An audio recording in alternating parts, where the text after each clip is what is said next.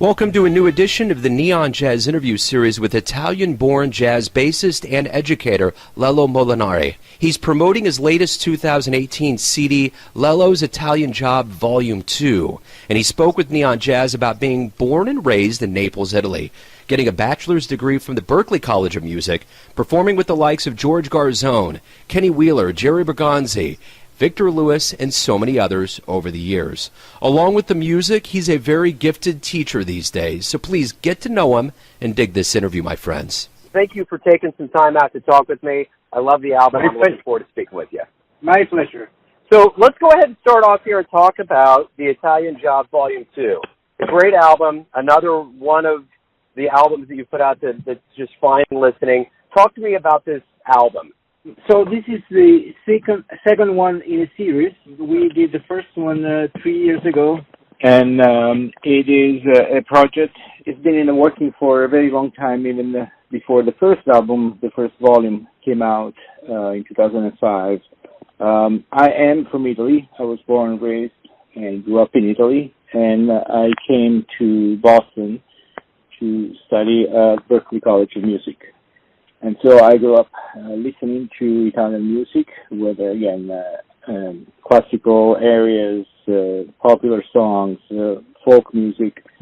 And then I later on got involved with playing music and fell in love with jazz. And then I started using, for the first time on an album in 2002, I recorded an album called Multiple Personalities, and we did 3 Italian songs on it, arranged for jazz combo. Since then, I've been going back to the music that I grew up with and combining it with the music I fell in love with. And so this is an interpretation of Italian music through the lens of contemporary jazz. Talk to me about growing up in Naples, Italy. What kind of childhood did you have? What were you surrounded around to give you such a love for music? As in most Italian cities, as a youngster, I grew up playing and watching soccer. It was my main focus for my early years. And then I had a piano in the house. My mother used to play piano. My brother put together a band. Then I did the same, and I put a band, and we started playing our own music early on. I started attending more and more concerts and started taking lessons and getting deeper into the music. And so it was a gradual progression from popular songs to classical music and jazz. Music scene in Naples, in particular, has always been very, very active and unique inside of Italy because we had a NATO basis, and so since the end of World War II, there's always been lots of American military personnel, and so starting from after the war, popular music in Naples was heavily influenced by American popular music, blues, R&B, jazz. And so in Naples, particularly because of that influence from the American military base, the popular music in Naples has always been mixed very much with American music. So what kind of jazz did you listen to in the beginning that really got you hooked on it? It's interesting. The first jazz recording that I really got into it was John Coltrane, My Favorite Things, which until I came to the States, I thought it was a John Coltrane tune. I did not know where My Favorite Things came from. And then later on I got more into the Miles Davis band of the 50s, again with Miles Davis, John Coltrane, Red Garland, Paul Chambers, which was a great influence on my bass playing, and Philly Joe. What kind of culture shock was it for you? It was okay. It might sound strange. It was more of a culture shock to move. I moved in Italy before coming to the States. I moved from Naples to Milan, so I lived for 4 years in Milan, and then I moved from Milan to Boston. And to me, it was almost a bigger culture shock going from Naples to Milan. There's all kind of differences inside of Italy, the north, the south. There's some discrimination. It's all kind of scene that was. Also, I was younger. And then when I came to Boston from Milan, obviously I came here to go to school, and I was in school 24 hours a day, so I lived a perfect music student life where I was on campus playing music all the time. And fortunately, there was a very healthy Italian community when I first arrived here, helped me out and showed me the ropes. And so for my transition into Boston's life as a student was very smooth. It was the first time I was out of the house. As you know, growing up in a traditional Italian family, I lived at home even when I was going to college in Italy. But again, because of the focus of being here at Berklee, being at the music college, I was pretty much doing that 24 hours a day. Speaking of mentors, you performed with the likes of George Garzone, Kenny Wheeler, Jerry Bergonzi, Victor Lewis. You perform with a lot of people. What have you learned from these veterans, these masters of jazz?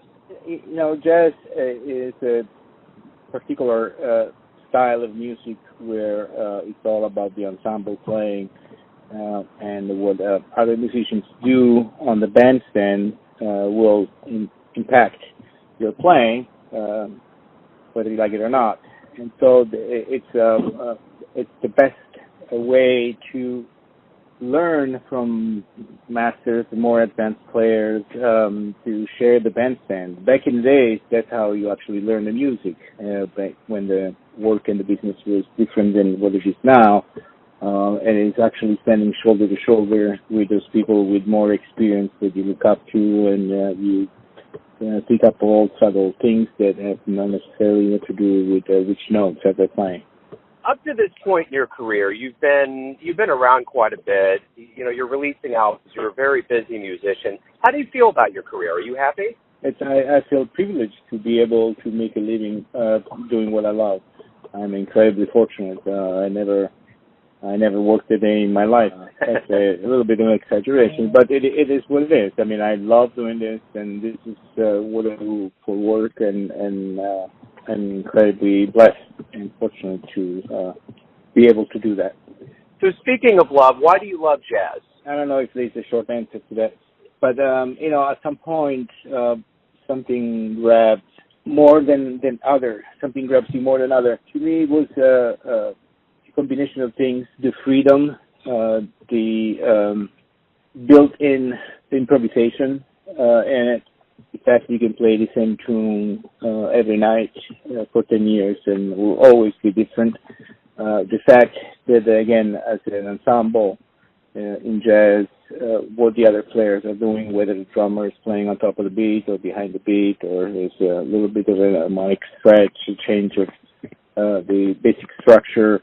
Those are things that happen on the bandstands, and they're always different from night to night to night. And that's, I would say, with all kind of exception, it's pretty unique to jazz. I mean, a lot of other music also have improvisation, but in jazz, it's built into the DNA of it.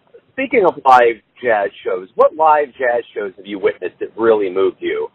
Many. We don't have that kind of time. Yeah. I remember very, very young. I lived in Naples, and I went to Rome, and I went to see the Weather Report band in 1980, which was one of the best years for that band. And they seen Jack Pastorius play live with that band. It was a total shock to my system, and I fell in love with that band, with the music, with Jaco in particular. I saw the VSOP quintet, which was like the Miles Davis quintet with Freddie Hubbard, and again seeing Tony Williams live up and close with Herbie Hancock, Tony Williams, encore was pretty impressive. Right before I went to the England Conservatory for my master to study with Dave Allen, I saw a Dave Allen band. That was the same band that recorded the album Extensions, had Marty Smith on drums, and that was also very, very influential. I studied with Dave Holland in my graduate studies, and I teach the Dave Holland ensemble here at Berklee, so that I would say. I mean, I could mention another 30 other concerts easily. No, that's great. That's a great list right there. So everyone has a version of you. Your family, your friends, your fans, your students. But at the end of the day, you're running your life. So who do you think you are? I have no idea. I would like for somebody to tell me. I'm trying to figure it out as I go. I get up in the morning, and every day is a new day. We were talking about, I'm happy. I'm able to play music. I'm able to do something that I love, and I'm able to make a living out of it. So I'm fairly happy. That right there is a great way to wrap everything up. It's a happy ending to an interview. Lello, thank you for your music. Thank you for your time, and I appreciate you opening up about your world in jazz. Thank you, Joe. I appreciate you. Very interested in this music. Thanks for listening and tuning in to yet another Neon Jazz interview, where we give you a bit of insight into the finest players in Italy, Kansas City, and spots all over the globe, giving fans all that jazz. And thanks to Lello for his time, his story, and bringing all of that great music to America. If you want to hear more interviews, go to Famous Interviews with Joe Domino on the iTunes Store. Visit neonjazz at youtube.com. And for everything Neon Jazz, go to the neonjazz.blogspot.com. Until next time, enjoy the jazz, my friends.